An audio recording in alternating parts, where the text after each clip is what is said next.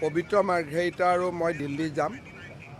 জুবিন গাৰ্গৰ পাৰ্থিৱ শৰীৰ দিল্লীত আহি পোৱাৰ লগে লগে আমি শ্ৰদ্ধা সহকাৰে গ্ৰহণ কৰিম আৰু তাৰ পিছত তেখেতক আমি অসমলৈ লৈ অহাৰ ব্যৱস্থা কৰিম। ইণ্ডিয়ান টাইম মতে নিশা 12 বজাত দিল্লীত জুবিন গাৰ্গৰ পাৰ্থিৱ শৰীৰ উভতি অহাৰ সম্ভাৱনা আছে।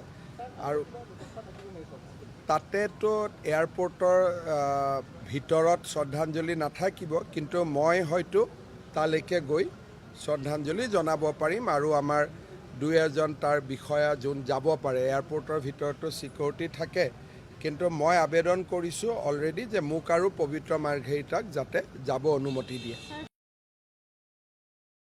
আমি ছিংগাপুৰৰ উচ্চ আয়ুক্তৰ লগতো মই কথা পাতিছোঁ।